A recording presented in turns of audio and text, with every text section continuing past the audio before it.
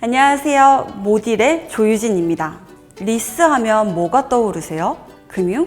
캐피탈? 카푸어? 비싸다? 사업자만 하는 상품? 많은 분들이 자동차 리스에 대해서 여러 가지 오해와 선입견을 가지고 있는 것 같습니다.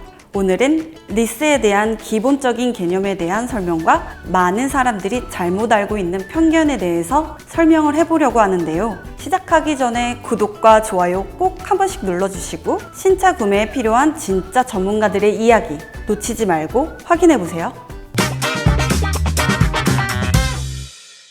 리스하면 떠오르는 일반적인 생각들에 대해 하나씩 짚어보고 이야기를 시작해볼까 합니다. 금융. 우선 리스는 금융상품 맞습니다. 캐피탈에서 이용하는 금융상품이죠. 카푸어. 카푸어들이 실제로 리스 많이 사용하는 건 사실입니다. 비싸다. 이건 반은 맞고 반은 틀린 말입니다. 사업자만 하는 상품이다? 아닙니다. 개인도 이용하지만 사업자 리스의 비중이 더 높을 뿐입니다. 자, 이제 본격적으로 리스에 대해서 알아볼까요? 먼저 할부와 리스를 비교해 보겠습니다. 할부는 간단합니다. 차량가액 100%의 이자를 더한 것을 계약 개월수에 나눠서 내면 되는 거죠. 할부금을 다 납입하시면 할부가 종료되고 차를 운용하시다가 나중에 차를 처분하실 텐데요. 이때 중고차 가격이 출고가의 50%라고 가정하면 이 차에 쓴 비용은 이자 플러스 차량가액의 50%가 될 겁니다. 자, 이제 리스의 구조를 살펴볼게요. 리스는 운용 리스와 금융 리스로 나눠져 있는데 오늘은 운용 리스에 대해서만 먼저 알아보겠습니다. 운용 리스의 경우 먼저 잔존 가치를 이해해야 합니다.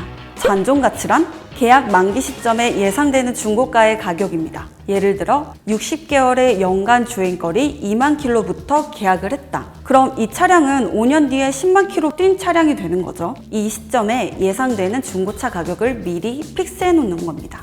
제가 할부 설명 때 50%로 예시를 들었는데 이 퍼센트는 금융사마다 그리고 리스 형태에 따라서 달라질 수 있습니다. 그러면 똑같이 차값이 100이라고 했을 때 50%는 리스사가 보장을 해주는 것이고 남은 50%는 60개월을 나눠서 내시게 되는 거죠. 그럼 차량가의 전체 금액을 나눠서 납입하는 할부 대비 월 납입금이 훨씬 저렴할 수밖에 없겠죠? 리스는 비싸다. 정말 그럴까요? 이 차를 구입하기 위해 납입한 총 금액을 비교해 보겠습니다. 리스 진행 시 월 리스료를 내고 인수가까지 다 냈을 때의 총액은 당연히 리스가 비쌀 겁니다. 반면에 월 납입금은 할부에 비해 리스가 더 저렴한데요. 왜 그럴까요? 바로 금리 차이 때문에 그렇습니다. 통상적으로는 할부는 신한 마이카 같은 금융을 이용하시죠. 그러면 최저 5%대가 나오겠지 생각하시겠지만 막상 이용해보시면 시중금리가 6%대부터 시작이고 고장가 리스 같은 경우에는 6% 후반대에서 7% 초반대가 나옵니다. 그렇기 때문에 당연히 총액으로 보면 리스가 비쌀 수밖에 없겠죠. 물론 BMW 자사 상품이 같이 선수금을 많이 넣으면 이자가 감면되는 그런 프로그램도 있지만 보통의 할부를 기준으로 봤을 때 선수금을 아무리 넣어도 그냥 차값만큼 빠진 나머지를 내는 것이고 금리가 인하되지는 않습니다. 하지만 리스의 경우 보증금을 넣으면 넣을수록 금리가 줄어듭니다. 정말 극단적으로 많이 넣게 되면 0%대까지 금리가 다운되는데요. 아까 비교했었던 내용은 풀리스 기준 때 리스가 총납이 비싸다고 말씀드린 건데요. 만약 여러분께서 초기 자본이 90% 정도 있으시다면 할부를 추천드리고요. 40%에서 50% 정도 있으시다면 오히려 리스가 총액이 저렴하게 나온다는 사실 꼭 기억해 두세요. 자, 이제 리스에서 고객님들이 많이 헷갈려 하시는 부분을 말씀드려 볼까 합니다. 리스의 경우 잔존 가치를 제외한 남은 차값을 나누어 납입한다고 말씀을 드렸습니다. 그런데 계약 기간 동안 돈을 다 낸 뒤에 왜 내 차가 안 되나? 이런 질문들을 하는 경우가 굉장히 많은데요. 잔존 가치를 제외한 50%의 금액은 냈지만 잔존 가치의 50%에 대한 금액은 아직 납부한 게 아니잖아요. 안 낸 걸 달라고 하시면 곤란합니다. 다음으로는 리스가 비싸다는 말. 왜 반은 맞고 반은 틀린지 한번 이야기 나눠볼게요. 예를 들어 보겠습니다. 이 로고 다들 아시죠? 아우디의 로고인데요. 4년 전까지만 해도 벤츠나 BMW에 비해서는 중고차 방어도가 높지는 않았지만 지금 정도까지는 아니었다고 합니다. 근데 지금은 어떤가요? 중고차 시세 자체가 정말 많이 망가졌죠. 또 다른 예로 전기차. 한때는 정부에서도 전기차를 구매 장려하는 차원에서 세금 혜택도 주고 그랬는데 지금의 전기차는 입지가 어떤가요? 중고차 값 정말 눈물나게 안 나옵니다. 그리고 흔히 르상시라고 말하는 르노, 쌍용, 쉐보레, 현대, 기아에 비해서 중고차 값이 안 나오는 거 다들 알고 계시죠? 이러한 차종들은 출고가의 35% 정도밖에 안 되는 돈을 받고 처분해야 되는 상황인데요.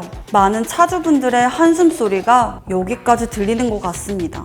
그런데요, 이런 차종들을 구매 당시에 리스로 계약한 고객이 있는 반면에 할부로 계약한 고객이 있을 겁니다. 잔존 가치를 50%를 보장받은 리스 출고 고객은 손해를 덜 보고 빠질 수가 있겠죠. 하지만 할부로 구매하신 분들은 리스 고객에 대비해서 15%의 금전적인 손해를 볼 수밖에 없습니다. 고작 리스 할부 금리 차이가 많이 나야 1.5에서 2% 정도 차이인데 결과적으로 보면 1, 2% 아끼려다가 되려 15%의 손해를 본 거나 마찬가지입니다. 방금 전 상황이 왔을 때 리스사는 약속한 잔존 가치의 금액대로 반납을 받아줘야 되기 때문에 리스크를 감당하는 리스사의 금리가 조금 더 비싸다고 생각을 해주시면 될 것 같습니다. 마지막으로 사업자만 하는 상품이다에 대한 이야기를 나눠보고 이 영상 마치겠습니다. 리스에 대해서 알아보던 중에 주변에선 이런 이야기를 하실 겁니다. 너 사업자 아니잖아. 과연 사업자가 없으면 리스를 하면 안 되는 걸까요? 할부로 자동차를 구매할 때 사업자와 직장인의 차이를 살펴볼게요. 사업자의 경우 할부를 하면 건보료가 상승하고 비용 처리가 가능하며 대출로 인식이 됩니다. 반면 직장인이 할부를 하면 건보료가 상승하지 않고 비용 처리는 안 되지만 대출로 인식이 됩니다. 그럼 리스로 알아볼까요? 사업자가 리스를 하면 건보료는 상승하지 않고 비용 처리가 가능하며 대출로 인식이 됩니다. 직장인이 리스를 하면 건보료 상승이 없고 비용 처리가 안 되며 대출로 인식이 됩니다. 보시면 아시겠지만 직장인 할부와 리스 다른 점이 없죠? 단지 사업자니까 건보료 상승이 되지 않는 것뿐이지 직장인이 리스를 한다고 해도 어떠한 손해도 보는 건 없다는 점 꼭 기억해 두세요. 더 나아가서 사업자가 렌트, 리스를 할 때 유리하다는 말씀 많이 하시는데 사실 이것도 틀렸습니다. 사업자 명의로 자동차를 구매하신다면 일시불, 할부, 리스, 렌트 모두 다 비용 처리가 가능합니다. 렌트, 리스만 비용 처리가 된다고 하는 영업사원은 피하시는 게 좋겠죠? 결론을 말씀드리면 우리가 핸드폰을 살 때도 일시불로 사는 분이 있고 약정을 걸고 사는 분들이 있잖아요. 본인의 소비 패턴과 차량을 운영하는 패턴에 맞춰서 각자에 맞는 구매 방식을 충분히 살펴보시고 결정하는 것이 중요하겠습니다.